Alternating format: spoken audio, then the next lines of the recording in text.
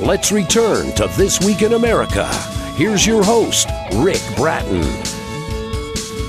Welcome back, everybody, coast to coast, This Week in America. Doris Howe, author of the SHAWS Multiplied, shares a deep understanding of how people's behavior can pass down generations. We are all descendants of Adam and Eve. God told Abraham that he and his wife's descendants would outnumber the stars in the sky and the grains on the sand of the seashore. Doris's mother was one of 10 children of Douglas and Amanda Shaw, and at last count, they have 133 living descendants.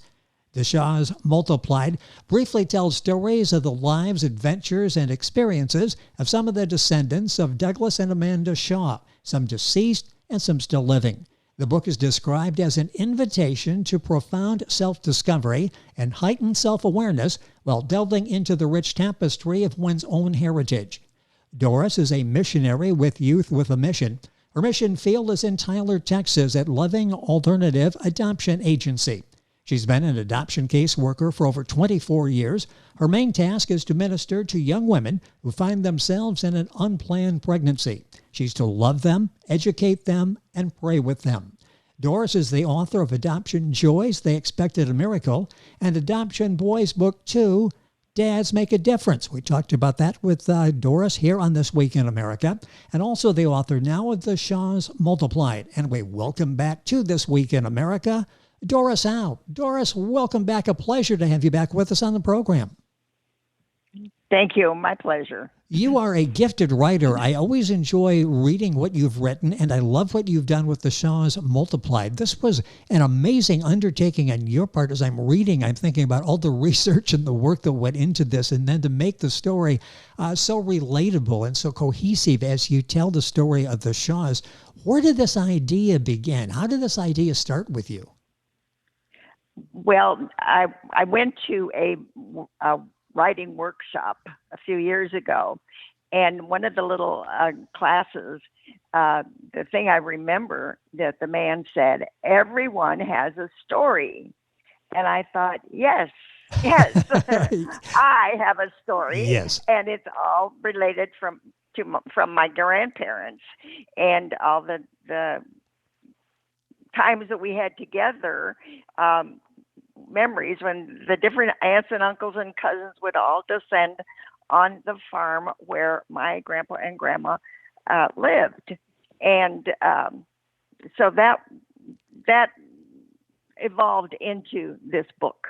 You know, it's interesting. Everyone has a story, and I think that's sort of the concept. We're reading about your family and enjoying, and it brings back memories, and it's so relatable. We all have situations like that and family members in the past that we've heard about or we've known, and great stories, and you do a remarkable job in telling the story. The book is The SHAWS Multiplied by Doris Howe, Howe. Her website is authordorishowe.com, book available wherever books are sold, and a link on our website, thisweekinamerica.us. Let's take it back to the beginning. What, like in the 1870s in Nebraska, who were the earliest relatives that you were able to research and to write about? Well, by the time I was putting this book together, all the aunts and uncles were gone. They were no longer living. Yes. But there were many cousins. And so that's where I began to get my stories, was through the cousins and the memories that we had of these family reunions. And I learned that my mother had a gift of hospitality, and anytime she heard that some of them were going to be coming to the area there in central Nebraska, she would just open the doors and welcome everybody. And that was a trait that came also down to me, which I love to do, and my daughter.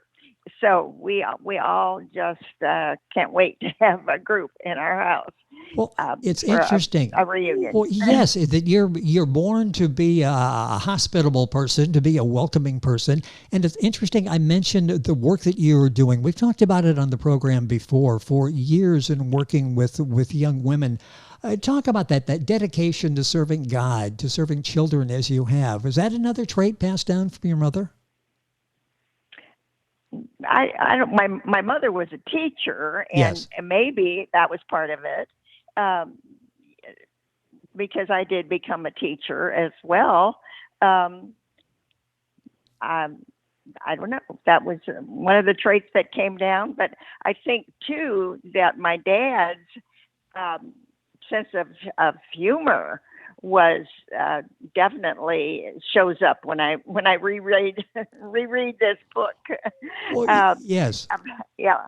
He described as the cowboy Pied Piper. Talk about your dad. Everybody loved your dad. Loved to go and spend summers on the farm with your dad and ride the horses. Talk about your dad and the impact he had on you and other family members. Well, my daughter loves horses, and she always relates the fact that she learned all that from her grandpa, and that was one of the things that she always looked forward to, and now has her own horses, and always remembers her grandpa and how they would go for rides on their horses. And there was one particular one where he said he had a nickname for each of his grandchildren, and he called her Scrub, and he said, "Scrub, go yonder." So she moved aside. He took out his pistol and shot a rattlesnake in the head. And of course, she remembers that, oh, yes. Of course, definitely. And, but that was just one of the things. But one of the things that really showed his personality and his love for his grandkids is that our son, Jeff, was there and had been sent to the hen house to gather eggs. And the hen house was just on a little slope, and coming back down with all of the eggs, he tripped and fell. Well, that gave scrambled eggs a good beginning, but Grandpa didn't say, "Oh, you're stumbling again," or no, he said, "Oh, those shoes just don't fit you anymore. Come on, we're going to town and get you some new cowboy boots." And, that is, well, he would remember that all of his life. And every year that was part of the visit, was go in and get some cowboy boots that fit you. And so that was just another example of his, yes, his personality and his unconditional love for all these kids.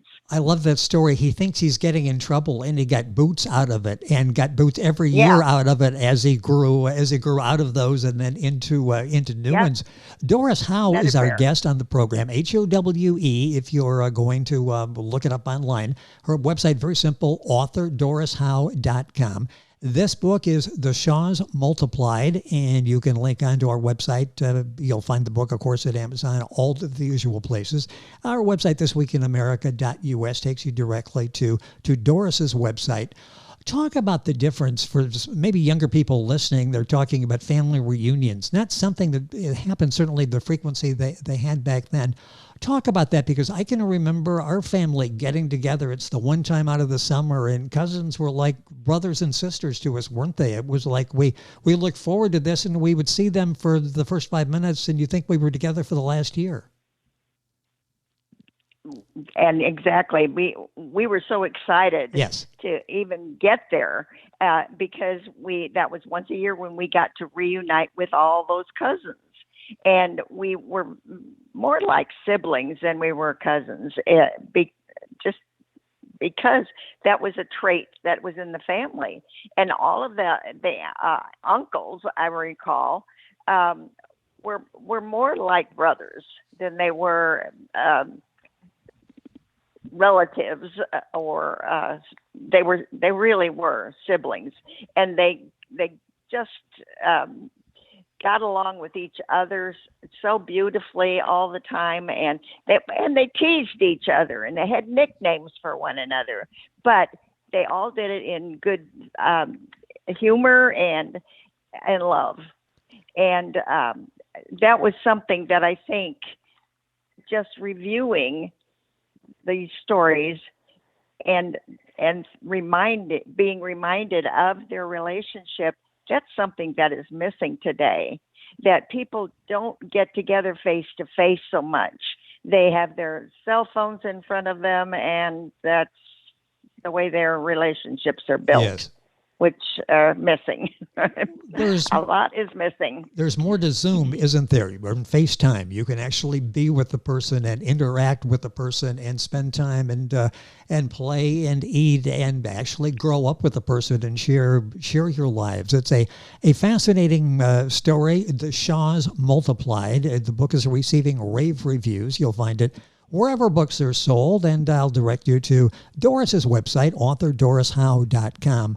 What was this like for you? How much about your family did you know before you started? And I assume for you this was one of self-discovery as well as you were doing the research and writing this book.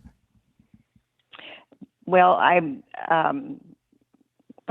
my husband went through law school early in our marriage, and one of the things that I remembered distinctly was a thing they learned in law school the very first day of their classes. And it was, you, as a lawyer, you never ask a question you don't know the answer to. Yes. And I had my day in court, would you believe? Because we did go to court often with these adoptions. And so the lawyer who was supposedly representing the child, he asked me where that child was now. And because he wanted to let everybody know that that child maybe was not in a good place or was not protected or something.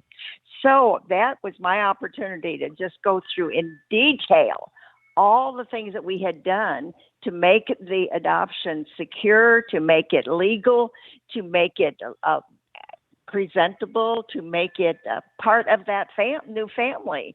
And so I was able to just go in great detail. And all the time, this lawyer who had asked that question, I'm sure he was biting his tongue as he remembered that statement that he learned the first day in law school. You never ask a question you don't know the answer to. And because I was able to tell in detail where that child was. And, and I just thought, yeah, well, I didn't become a lawyer, but I remembered that. Well, yes, being married to a lawyer, it's one of those, it's a trait that rubbed off on you, and you remembered that, and it came to your benefit in that particular situation.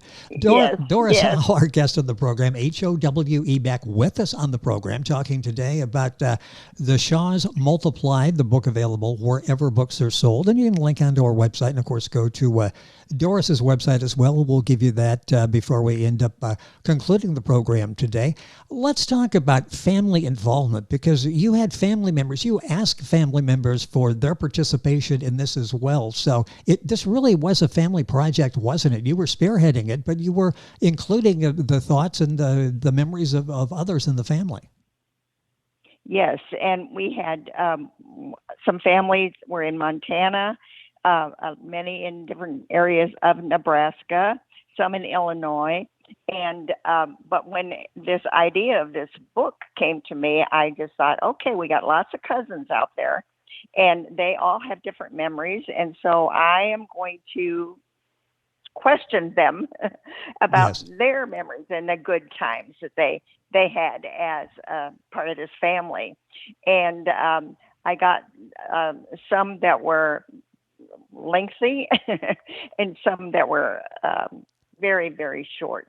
But I think two people often when they're asked to do something like this, then the first thing that comes to their mind is, oh, not me. I'm not a writer. I don't know. And so they either ignore it or just write down some little short thing that doesn't make an impact.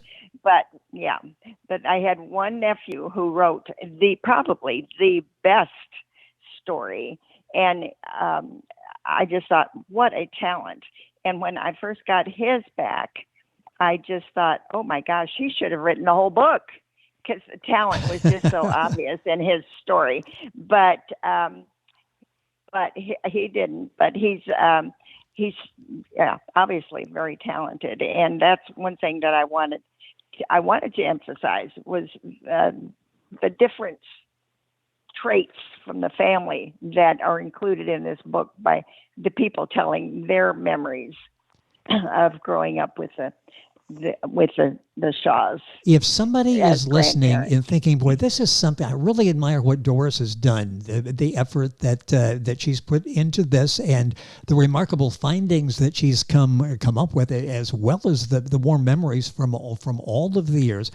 If someone's thinking, boy, that's got to be a lot of work, talk about the research. I would assume research would be easier today than probably ever before. You have all these different outlets. You can go online and get information. You can communicate with family members worldwide and not have to wait till after 5 o'clock to make a long-distance call.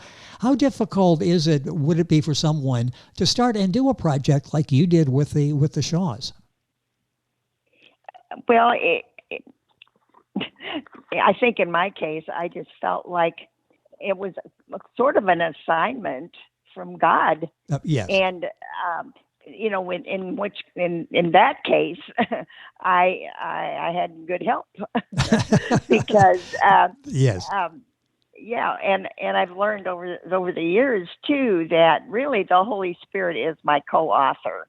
And whenever I need to write something or use somebody's story or elaborate on it, I always invite the Holy Spirit to just be there with me and help put the words together. And so for those reasons, it's never overwhelming a job. Yes. I've got the best help. If you're going to have a co-writer, that's who to have as a co-writer. And I can tell the joy in your voice and the passion for what you've done and the lessons that you learned that you're passing on to others, not just members of the Shaw family, but all of us to go back and look, as I mentioned, at the tapestry of our lives and go back generations and see how traits have been passed down. It really is a job well done. Doris's other books, and I mentioned we've talked about these, Adoption Joys, They Expected a Miracle, and Adoption Joys Book 2, Dads Make a Difference, and both those books available, still in print and available, of course, at Doris's website, which is author dorishowe.com. Let's talk a little bit about what you hope is the takeaway as people read this story and smile and go through what your family went through and share the downtimes as well, the sorrows that they had. What do you hope the takeaway is? What's the motivation for a reader after they finished reading The Shaws Multiplied? Well, I think as even in my introduction and in my conclusion to the book, I just do mention many times the connection with our Savior. And our grandmother, Amanda Shaw, her dad was a traveling preacher on horseback. Ah, yes. And he went from place to place. And then my grandpa, Douglas Shaw, he was a strong Baptist. And I know that he prayed for the whole family.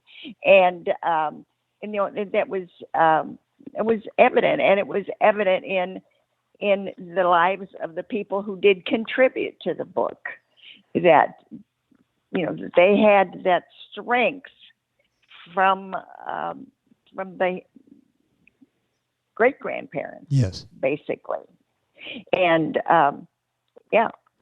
And I think as we all look at our family situations, we can see similar situations, certainly relate to what Doris writes about in her book, and we look for those connections in ours. How enlightening was it when you started looking and you realized that these traits, personality, it really is passed down from generation to generation? Were you able to visually see that as you're going down and you know these people and you're realizing, okay, that's where my cousin got this particular quality about him. That's where where I got this particular quality. What was it like in discovering that as you were going through the family history and writing this? Well, I do recall that my mother, I mentioned, was a teacher. And so she just did that, used that trait. I had two sisters, and the three of us were quite close. and when in age. And so here we were, and my dad and all of his brothers, they always kept a bottle of Jim Beam on hand in case one of the brothers would come by, they could have a little snort. Well, so anyway, my mother sat us down at the kitchen table, the three of us girls, and she had that bottle of Jim Beam, and she had 3 water glasses. And she said, now that you're in high school, she said, your friends are going to start to drink some alcohol. And they're going to try to encourage you to do that. But I want you to know what that's going to be like. So she poured some globs of that alcohol into these water glasses and passed one to each of us girls. And she said, yeah, go ahead, take a drink. And, because you got to know what it's like. And so we did. And we, as I recall, it was probably right before lunch. So we had empty stomachs, and we did take a gulp of that stuff. And it sort of splashed in that empty stomach, and it stung all the way down. And that was a vivid example of what that was going to be like, and of my mother's teaching traits, gift that she had. And as a result, none of the 3 of us ever became drinkers. And I'm sure that if it was ever presented to us, we would recall how it splashed in that empty stomach and burned all the way down. And you're pouring that yellow glob into the glass in front of you. I'm sure that's a vision that all 3 of you will carry with you for the rest of your lives. Sure. Yes, and a lesson learned. Your mother was a very wise person. Doris, it's always a pleasure having you on the program. Fun learning about your family, how the traits have been passed down, and fun for all of us to go back to those times, for many of us with the reunions and the families getting together, and the closeness of the family and that bond, and the characters in the family, and talking about all the stories. And one that jumped out is the female in the clan that felt frustration because she was a 1950s housewife with the heart of a novelist. And you think about how far we've come and what things were like and how much talent we had that really was untapped with especially the female population back then. You talk about the boys going off to war, the younger family members, and what the women had to go through, including childbirth at home, and the kids being out and playing in the outdoors, didn't have a screen to look at. They went out and looked at a tree and looked at their cousins and played games. It's just such a fascinating read, and will bring up memories for all of us. It's a book. I urge you to get it, read it, enjoy it, think about it, and go through that effort of self-discovery and self-awareness as you read the book. The book is The SHAWS Multiplied. Doris Howe is the author. The book is available wherever books are sold. I want to thank OlympusStoryhouse.com for arranging our conversation with Doris on the program today. And of course, all this and her other books at her website, authordorishowe.com. The other books, Adoption Joys, They Expected a Miracle, and Adoption Joys Book 2, Dads Make a Difference. Both books available at Amazon, the usual places, and on Doris's website. We had a chance to talk about those books, and you'll find that in our archives, the video and the audio for that interview. Doris, it's a pleasure. Are you working on anything now so we can talk again? Oh, well, I am, but I'm not addressing that or making an announcement of it yet, because I feel like I don't want to be pressured time-wise. Yeah, I don't blame you. Yeah, and I don't know if this has much to do with it, but about probably 30 years ago, I nicknamed myself "Do It Now, Doris Howe," and I thought, well, that just describes me, because if there's something for me to do, I just get it done. And so, probably 6-8 months ago, I was talking with God and reading some scriptures and so forth, and I felt like He said, "That's not your name." And I thought, oh, Well, I remember stories in the Bible where he changed the names of different people, and I wonder what name he's going to give me. But that hasn't happened yet. But in his statement about that's not your name, the next statement out of the next statement for me was, when you call yourself Do It Now, Doris Howe, you're leaving God out of the picture. And I thought, oh. So now I really try to include him in everything and not try to do his job. Don't get ahead of the game, I guess. Wait for that little tap on the shoulder that your co-writer is ready to get started now. But it is good news that you're working on something, and hopefully we'll have a chance to talk about that as well. Doris, thank you so much for spending time with us today. A real pleasure once again. Thank you. You are welcome. It's been my pleasure. The book is The SHAWS Multiplied. Our guest is Doris Howe, Howe. Her website, authordorishowe.com. Of course, you'll find all this on our website, thisweekinamerica.us. And you're listening to This Week in America. And we're back on today's program right after these messages. This Week in America is online. You can visit our website, thisweekinamerica.us. Scott Pinkerton, Associate Producer of This Week in America.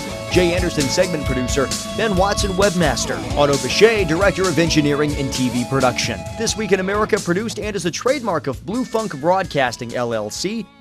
For information on all of our guests and to listen to this week's show, our website again at thisweekinamerica.us. And I'm Sean Bratton, Executive Producer of This Week in America.